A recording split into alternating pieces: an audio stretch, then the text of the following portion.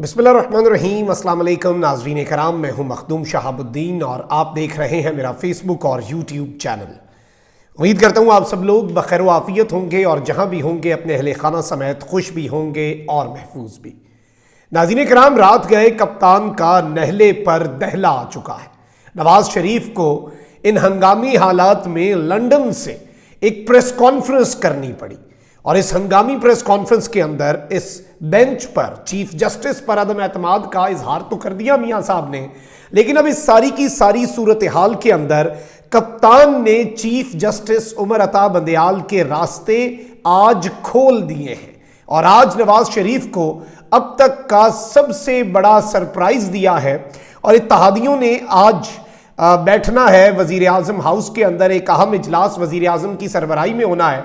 इसमें जारी बात है अदलिया मुखालिफ कुछ बहुत बड़े फैसले होने थे, लेकिन उससे पहले ही कप्तान ने अपना पत्ता खेल दिया है और रिसेंट एक साल के अंदर वैसे at the right moment the right step Imran Khan जो उठाते आ रहे हैं वो मुकम्मल तौर पर इमरान खान के मुखालिफिन को सियासी तौर पर चित करते आ रहे हैं। अब इससे पहले मैं दो बड़ी अपडेट्स आपके सामने रख दूं। इस वक्त पूरी तवज्जो अदलिया के खिलाफ कानून साजी, चीफ जस्टिस के इख्तियारात पर कदगन, सारी की सारी प्रेस कॉन्फ्रेंसेस जो है वजीर इत्तलात से भी आप अदालत और सुप्रीम कोर्ट के खिलाफ प्रेस कॉन्फ्रेंसेस करवा रहे हैं। लेकिन असल में इस मुल्क में क्या हो रहा है, पहले मैं आपको ये बता दूं कि national electric power regulatory authority ने महंगाई के मारे अवाम पर एक बार फिर बिजली का बम गिरा दिया है। नेपरा ने हुकूमती दरखास्त पर बिजली सारिफीन पर 335 अरब रुपए का इजाफी बोझ डालने की मंजूरी दे दी है और अपना फैसला विफाकी हुकूमत को भिजवा दिया है। यानी विफाकी हुकूमत ने दरखास्त की, नेपरा अब आप सब पर, मुझ पर, हम सब पाकिस्तानियों पर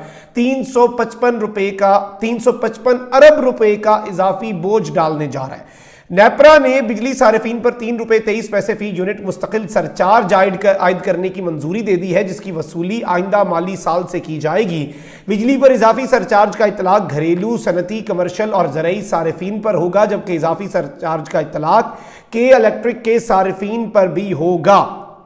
हुकूमत इस साल जून तक 3 रुपये 82 पैसे फी यूनिट इजाफी सरचार्ज वसूल करेगी, जबकि आइंदा माली साल से 3 रुपये 23 पैसे फी यूनिट सरचार्ज जो है वो वसूल किया जाएगा। ये एक बहुत बड़ी चीज है। वहीं दूसरी जानिब हुकूमत ने डीजल पर पेट्रोलियम डेवलपमेंट लेवी 5 रुपये बढ़ा दी है। जराये के मुताबिक डीजल पर पेट्रोलियम डेवलपमेंट लेवी 50 रुपये फी लीटर तक हो गई है। IMF ने पेट्रोलियम मसनूआत पर लेवी 50 रुपये फी लीटर करने का मुतालबा कर रखा है। पेट्रोल पर लेवी पहले ही 50 रुपये फी लीटर की शरह से आयद है। लाइट डीजल ऑयल पर पेट्रोलियम डेवलपमेंट लेवी 13 से 78 पैसे फी लीटर, जबकि मिट्टी के तेल पर पेट्रोलियम लेवी 2 रुपये 83 पैसे फी लीटर की शरह से आयद है। इस सब के अंदर हुकूमत ने आइंदा 15 रोज के लिए पेट्रोल और डीजल की कीमतें बरकरार तो रखी हैं, जबकि मिट्टी के तेल और लाइट डीजल ऑयल की फी लीटर कीमत में 10-10 रुपए इन्होंने कोई कमी भी की है। लेकिन जो जो डीजल की लेवी है, development levy, petroleum development levy, वो भी 5 रुपए बढ़ाकर अब फी लीटर 50 रुपए कर दी है। अब एक जानिब ये सारे मामलात हो रहे हैं, वहीं दूसरी जानिब इनकी तवज्जो किस चीज पर है। आप देखें कि मरियम औरंगजेब ने जुडिशरी के खिलाफ प्रेस कॉन्फ्रेंस कर दिया। इस सब के ऊपर फवाद चौधरी साहब ने वजीर इत्तलात मरियम औरंगजेब के खिलाफ तौहीन अदालत की दरखास्त दायर करने का ऐलान भी कर दिया है। गुज़िश्ता रोज फवाद चौधरी ने मीडिया से गुफ्तगू में कहा कि पाकिस्तान को जिस अनारकी में धकेल दिया गया है, हुक्मरानों को समझ नहीं आ रहा कि इस बहरान से कैसे निकलना है।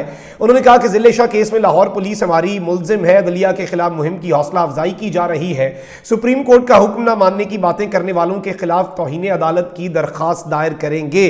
अदलिया की हिमायत में दीगर जमातों से राब्ता करने के लिए एक सियासी कमेटी भी बना दी गई है, ताकि कल को कोई सियासी जमात ये बात ना कर सके कि जी हमने तो ये मामलात ऐसे करने थे, वो इधर उधर की बातें। सबसे राब्ता किया जाएगा कि जी अदलिया की हिमायत जो है वो हमने करनी है या आपने नहीं करनी।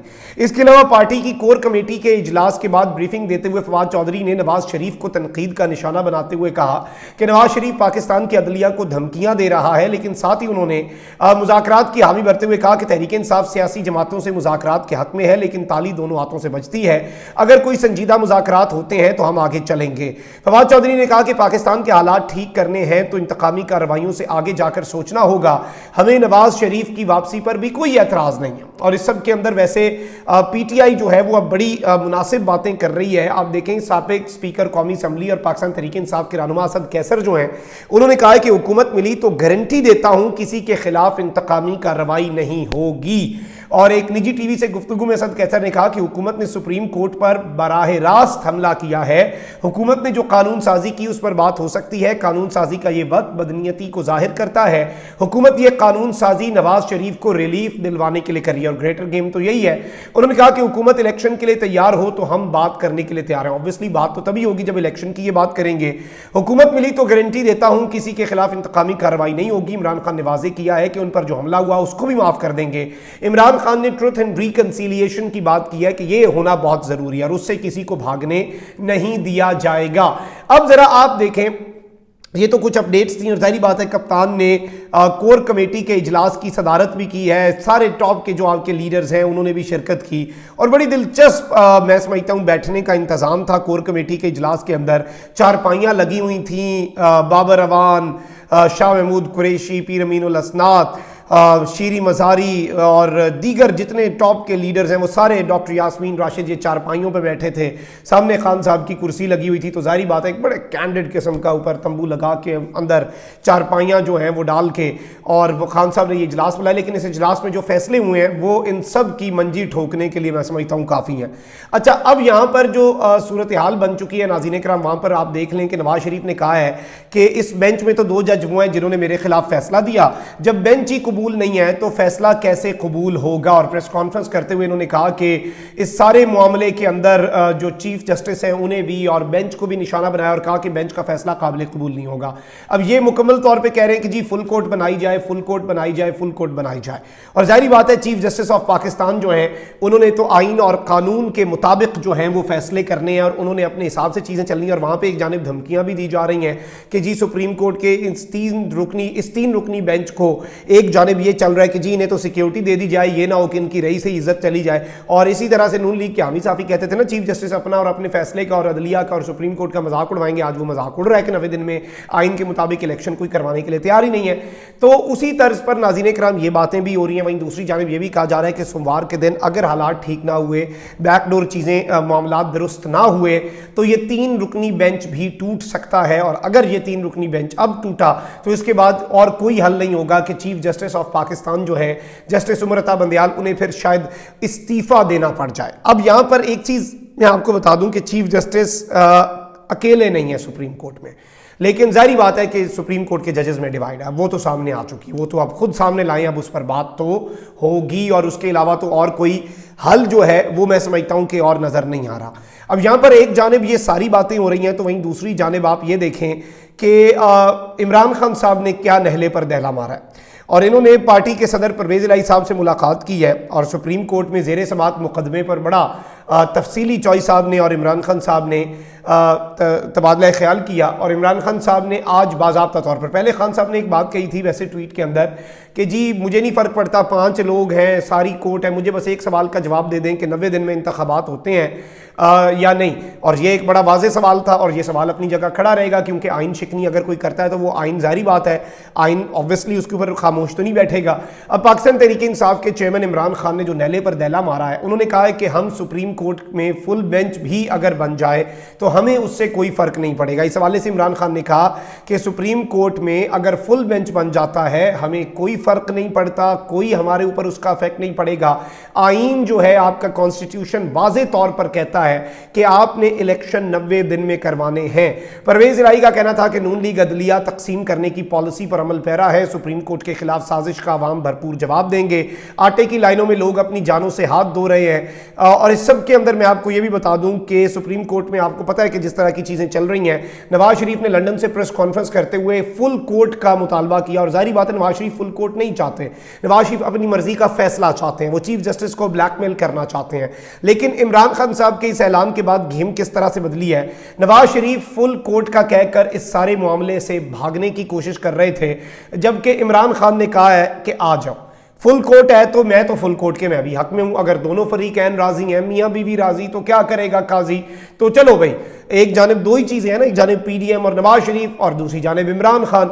नवाज शरीफ ने कहा फुल कोर्ट, इन्हें लग रहा था खान भागेगा, असल में फुल कोर्ट का मुतालबा करके ये भाग रहे थे क्योंकि इन्होंने चीफ जस्टिस ऑफ पाकिस्तान जो है तो इस सब के अंदर अब चीज़ क्या है, फ़र्क क्या, अब जस्टिस बंदयाल जो है उन पर जाहिर बात है चीफ जस्टिस उमरता बंदयाल पर दबाव कम होगा और हो सकता है कि सोमवार के दिन वो फुल कोर्ट की तरफ चले जाएं। और फुल कोर्ट में भी देखें आइन आप एक मरतबा कह देंगे कि 90 दिन से आगे इंतखाब, लेकिन तारीख तो किसी को माफ़ नहीं करेगी ना। तारीख हर किरदार का वो जो करैक्टर प्रोफाइल है वो बन रही है, तारीख में नहीं माफ़ होते, कोयटा बेंच नहीं भूलता, तारीख में हर चीज़ आती है।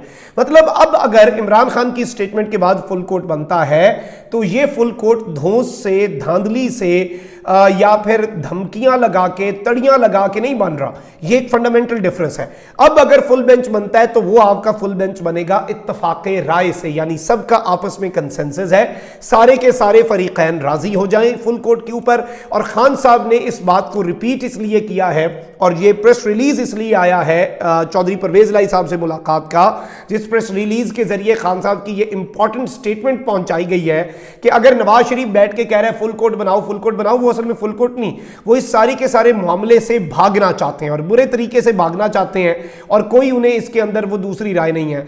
अब यहां पर मैं आपको ये बता दूं कि ये जो कोर कमेटी का हंगामी इजलास हुआ ये बड़ा बेहतरीन किस्म का इजलास था और इस इजलास के अंदर ऑब्वियसली आपको पता होना चाहिए कि खान साहब जो है उन्होंने बहुत सी चीज़ों को बड़े बेहतरीन अंदाज में डिस्कस किया है। हर चीज़ जो है वो ऑन द रिकॉर्ड लाई गई है, हर एस्पेक्ट को डिस्कस किया गया है। सारे के सारे जो कोर कमेटी के मेंबरान हैं उन्होंने अपनी राय से खान साहब को आगाह किया और ये एक हंगामी इजलास था और जाहिर बात है इसमें ये मास्टर स्ट्रोक जो है ये होपफुली मुझे लग रहा है कि इसी में डिसाइड हुआ होगा कि अगर फुल कोर्ट है तो फुल कोर्ट ही सही, और फुल कोर्ट फिर चीफ जस्टिस के ऊपर जो एक दबाव है, देखें अगर वो नवाज शरीफ के कहने पे बनाते हैं ना, मैं ये नहीं कह रहा खान साहब के कहने पे बनाएं, वो भी गलत है, नवाज शरीफ के कहने पे बनाते हैं तो वो होगा कि जी प्रेशर में आ गए, हुकूमत की डिक्टेशन ले ली और ये चीफ जस्टिस को नहीं लेनी चाहिए। लेकिन अगर दोनों फरीकैन, दोनों साइड्स और स्पेशली दरखास्त कुनिंदा जो है वो राजी हो जाए इस सब के ऊपर, फिर तो मुझे नहीं लगता कोई और इत्तफाक़े राय वाली बात ही है और ये एक बहुत बड़ी डेवलपमेंट के तौर पे चीज सामने आ रही है।